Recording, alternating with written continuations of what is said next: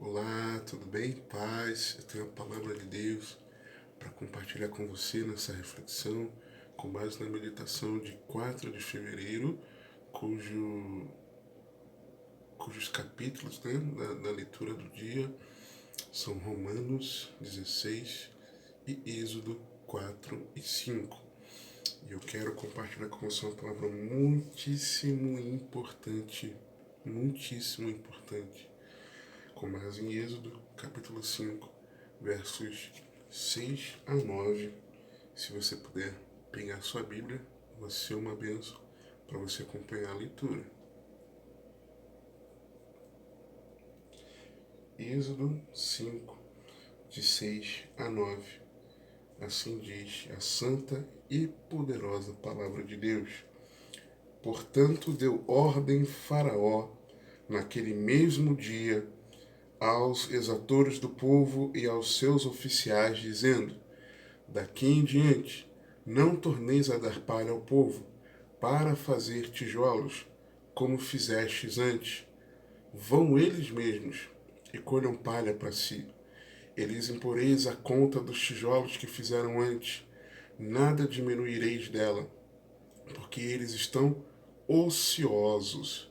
Por isso clamam, dizendo: vamos, sacrifiquemos ao nosso Deus. Agrave-se o serviço sobre estes homens, para que se ocupem nele e não confiem em palavras mentirosas.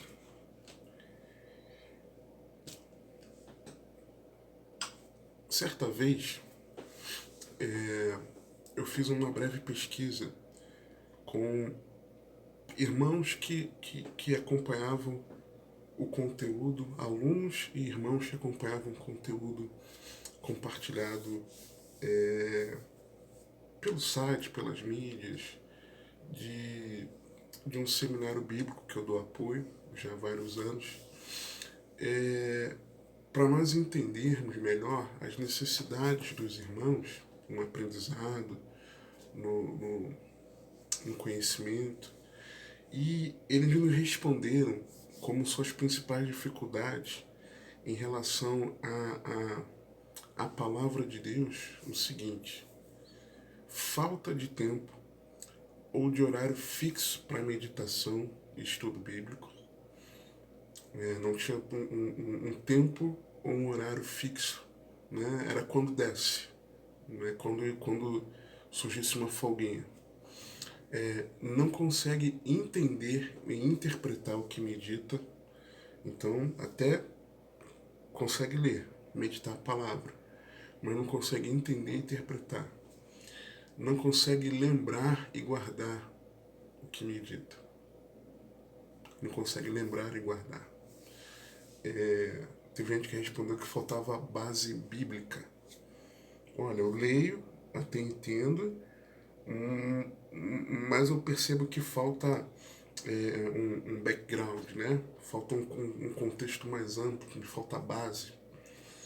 Outros disseram que faltava paciência para priorizar o que mais importa, a ser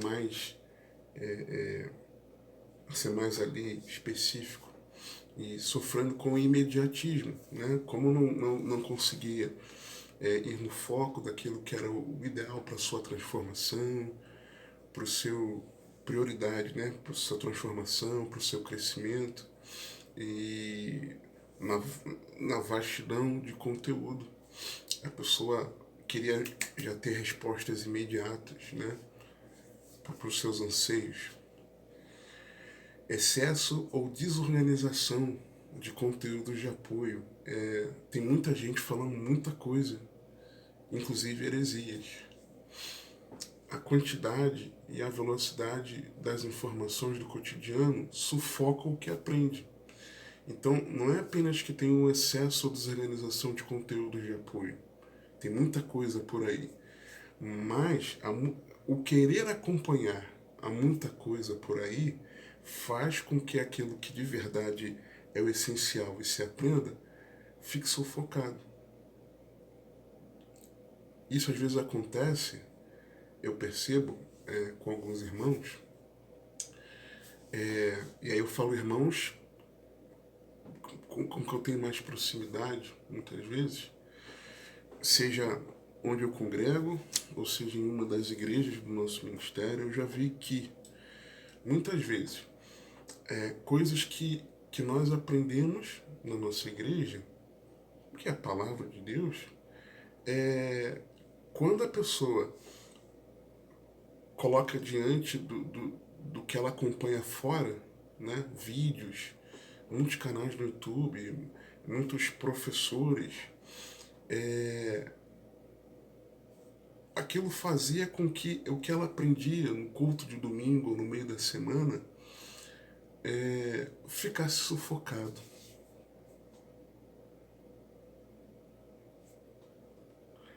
As atividades e o estilo de vida sufocam o que aprende. Se não é o excesso de conteúdo, e aí um conteúdo estragado muitas vezes, ou contaminado, as atividades e o estilo de vida sufocam. Se a pessoa não busca outro alimento, aquilo que ela se alimenta da palavra de Deus é sufocado pela quantidade de coisas que contaminam a sua mente, na cultura, no mundo, no seu dia a dia. Você também passa por isso? Um dado interessante é que pesquisas afirmam que a mensagem da palavra de Deus que você ouve, por exemplo, no domingo, no culto domingo, na quarta-feira você já esqueceu. 3 dias depois você esquece. É claro que nós não vamos lembrar todas as mensagens de todos os cultos. Depois de um tempo aquilo acaba esquecendo. Mas 3 dias depois a gente não lembra mais. Tem algo estranho. Se eu perguntar para você qual foi a mensagem do último culto que você participou, você é capaz de lembrar? E eu estou dizendo você que tem participado de cultos. Você consegue lembrar da semana passada? Isso é um triste diagnóstico. A quantidade e a velocidade de informações que recebemos no cotidiano, as nossas atividades, o nosso estilo de vida, tentam abafar o que aprendemos de Deus e que deveríamos colocar em prática. E por que eu estou dizendo isso? Vamos para o texto. Moisés é comissionado por Deus para libertar o povo. Ele tenta fugir por 5 vezes, 5 evasivas do seu chamado, dos capítulos 3, 4 e 5. Nós vemos isso. Na quinta vez, a ira de Deus se acende contra Moisés. E Moisés, então, ele volta ao seu... fala com seu sogro, pega a sua família e segue rumo ao Egito. Encontra com Arão.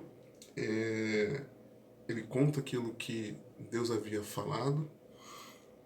E então Moisés e Arão, eles vão falar com o faraó. O faraó, ele responde...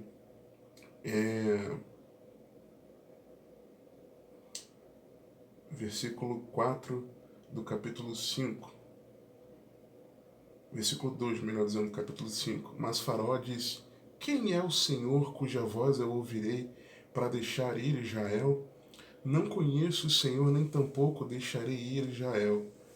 E eles disseram: o Deus dos Hebreus nos encontrou, portanto deixa-nos agora ir caminho de 3 dias ao deserto, para que ofereçamos sacrifícios ao Senhor, nosso Deus, e ele não venha sobre nós com pestilência ou com espada. Então disse-lhes o rei do Egito: Moisés e Arão, por que fazeis cessar o povo das suas obras? Ide as vossas cargas. E disse também Faraó: eis que o povo da terra já é muito, e vós os fazeis abandonar as suas cargas. E aí vem os versículos que nós lemos inicialmente. Então Faraó dá ordem para que o povo não tivesse mais palha para fazer os tijolos que eles construíam, que eles fabricavam, mas que eles mesmos fossem e colhessem a palha para eles. E aí ele diz, olha, a mesma carga de trabalho que eles tinham, eles vão ter que dar conta agora. E aí vão do jeito deles. Eles estão muito ociosos, eles estão muito à toa, eles precisam de mais ocupação, de mais encargos. E parem com essa desculpa esfarrapada de irem sacrificar a Deus.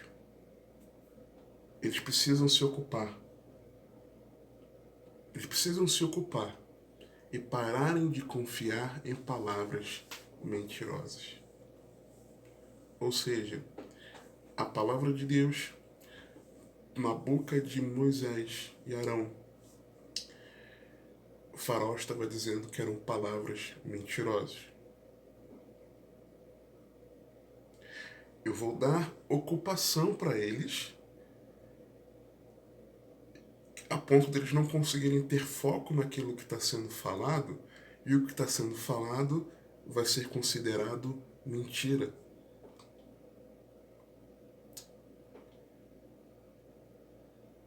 Nós conseguimos perceber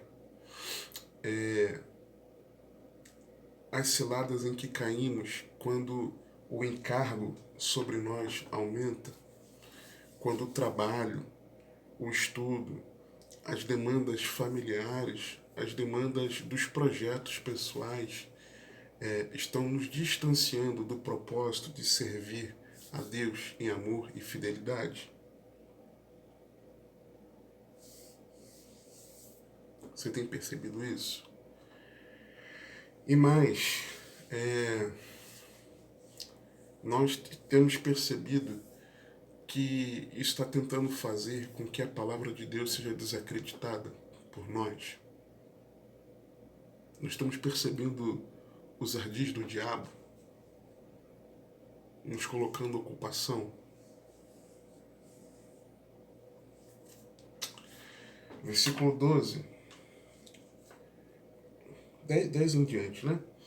Então saíram os exatores do povo e seus oficiais e falaram ao povo, dizendo: Assim diz Faraó, eu não vos darei palha. Ide vós mesmos e tomai vós palha onde a achardes, porque nada se diminuirá de vosso serviço.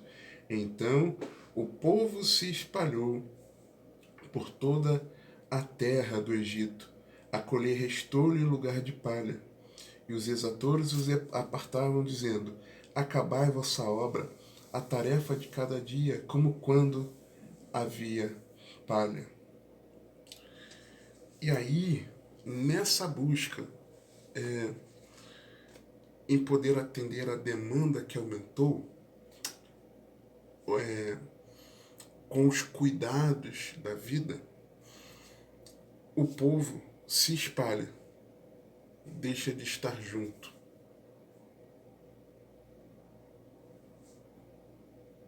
Muitas vezes deixa de congregar. Participa menos vezes dos cultos. É menos engajado na comunidade de fé ali, dos irmãos, na igreja. Participa menos da vida de igreja. Porque acaba se espalhando, porque precisa tentar alcançar palha para poder suprir a demanda que está tendo ali, do seu estilo de vida. E às vezes é imposto, mas muitas vezes é escolhido. Não é que seja imposto sobre a pessoa, mas a pessoa escolhe viver aquele estilo de vida. São coisas diferentes. Uma coisa é você ter a imposição daquilo, outra coisa é você escolher aquilo.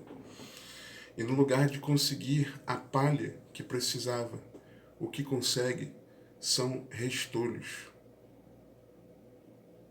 Vai em busca de algo, da palha, mas não consegue a palha, o que consegue é restolho. Vai em busca de um objetivo através daquele cuidado da vida. Investe tempo. E aí diz que não tem tempo para as coisas de Deus. E não só deixa de ter tempo para as coisas de Deus, mas não alcança aquele objetivo que tinha proposto no seu coração. E fica nessa engrenagem maligna, se esfriando na fé, se distanciando de Deus? Será que você não consegue perceber o ardil do diabo nisso? As coisas não acontecem como esperavam. E aí as pessoas vão se sentindo oprimidas. E a culpa, inicialmente, ela acaba recaindo sobre aqueles que Deus comissionou para conduzir o seu povo. Versículo 20 e 21. E encontraram a Moisés e a Arão, que estavam defronte deles quando saíram de Faraó. E disseram-lhes: O Senhor atente sobre vós e julgue isso, porquanto fizeste o nosso cheiro repelente diante de Faraó e diante de seus servos, dando-lhes a espada nas mãos para nos matar. Ou seja, o que acaba acontecendo? As, as pessoas muitas vezes reclamam com seu pastor. Pastor, olha, o meu encargo, os cuidados que eu preciso ter na minha vida, a minha demanda, a minha necessidade não está sendo suprida por essa palavra aí que você tá me ensinando, pregando, não. Eu estou querendo saber como é que eu cuido da minha família. Eu estou querendo saber como eu vou restaurar o meu casamento. Eu estou querendo saber como é que eu posso organizar minha vida financeira.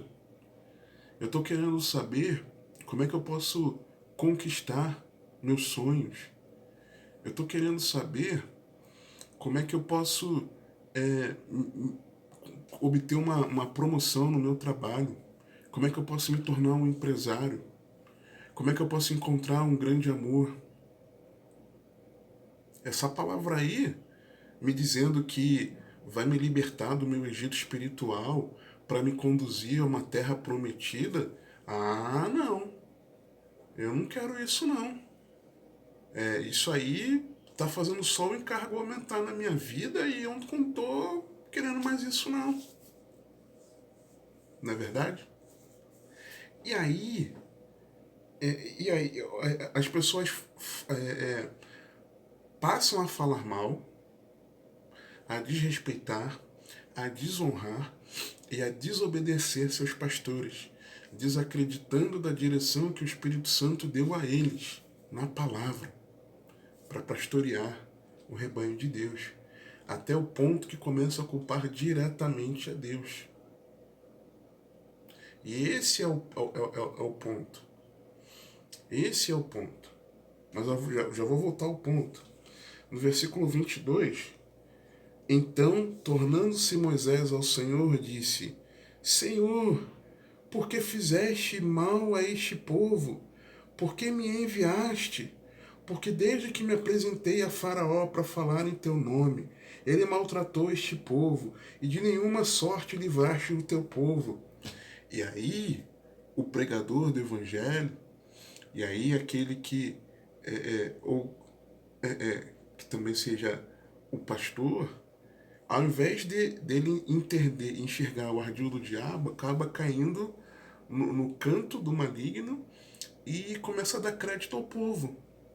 Puxa, eu falei para eles que de uma transformação de vida em Jesus, da salvação em Jesus, mas olha como é que está a vida dos irmãos. Não estão precisando ter um enfoque para que possa atender essa demanda deles aí, que a carga está pesada. A gente precisa resolver o problema deles no cotidiano.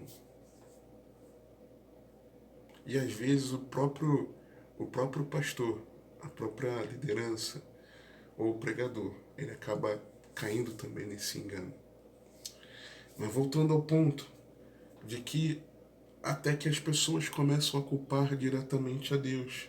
Infelizmente, muitos servos de Deus têm levado a sua vida espiritual de maneira imediatista, superficial e mecânica. Imediatista, superficial, vida rasa. E uma vida mecânica, não flui naturalmente. mas é algo arrastado, mecânico, pesado. É algo superficial, não é profundo, sabe? É aquilo ali, ponto e acabou. De algo que muitas vezes não é sincero, não vem do íntimo, sabe? Não é na profundidade do ser, mas é a entrega da pessoa é uma entrega rasa, superficial. E muitas vezes imediatista também. Não consegue edificar a vida espiritual. Não amadurece na fé. Não cresce na graça e no conhecimento. E não tem como dizer que isso não está ligado à palavra de Deus. Está ligado à ausência da palavra de Deus. A ocupação, versículo 9,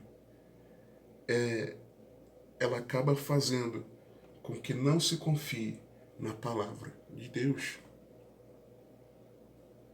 A palavra de Deus deixa de nortear, de ser a verdade para o teu coração.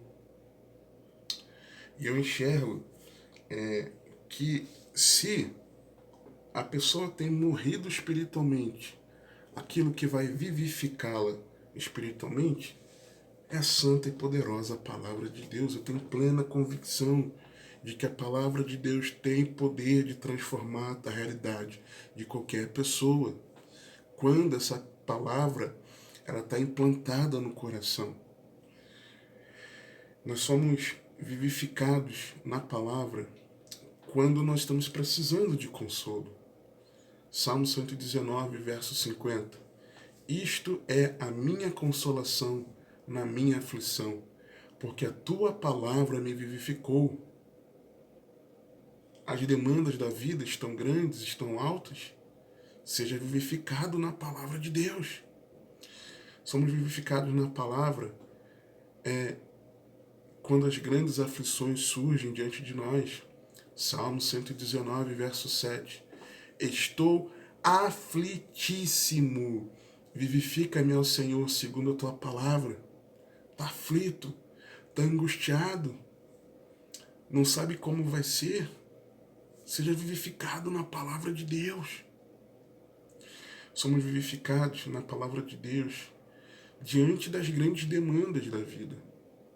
Salmo 119, verso 154. Pleiteia a minha causa e livra-me. Vivifica-me segundo a tua palavra. Somos vivificados na palavra de Deus quando nós estamos prostrados, quando nós não enxergamos mais saída. Salmo 119, 25. A minha alma está pegada ao pó. Vivifica-me segundo a tua palavra. Tua alma está pegada ao pó. Você está prostrado. Seja cheio da palavra de Deus. Habite ricamente em vós a palavra de Cristo. Jesus nos alertou desse perigo. Jesus nos alertou desse perigo. A parábola do semeador, Jesus nos mostrou que haveriam os cuidados do mundo, o engano da sedução das riquezas e as ambições também. Porque uma coisa é o cuidado, é aquilo que você precisa cuidar. Outra coisa é quando você é enganado pelas riquezas e aí te desperta uma ganância de você achar que aquela vida que você estava levando não é suficiente. E aí, financeiramente falando, e você acaba trabalhando mais, se dedicando mais para que você tenha mais recursos. O engano das riquezas. Mas às vezes não é nem que seja pela riqueza em si, mas por uma ambição pessoal, por um projeto de vida pessoal, de maior interesse, de você querer deixar um um legado, de você fazer a diferença. E aí isso acaba ganhando o teu foco.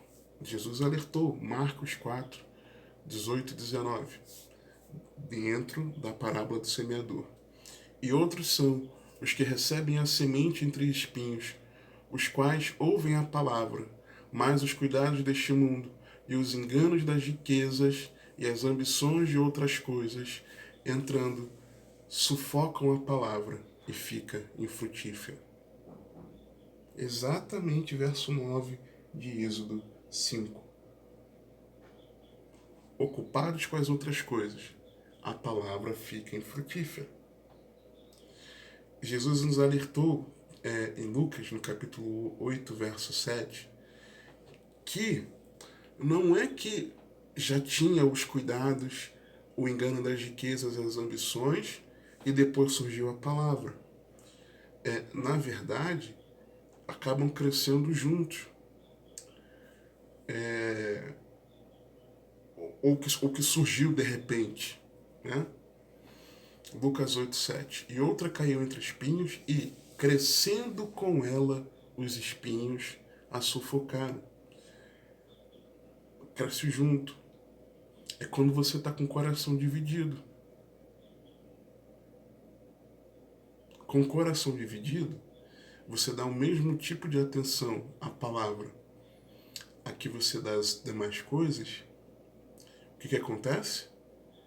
Vai crescer junto. Não, eu quero crescer na palavra, mas você quer crescer nos cuidados da vida. E aí, o que acaba acontecendo? A palavra vai sendo sufocada.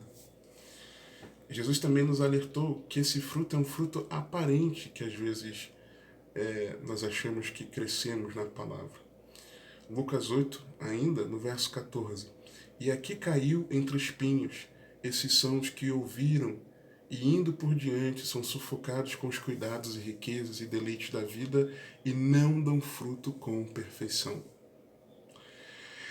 Como então?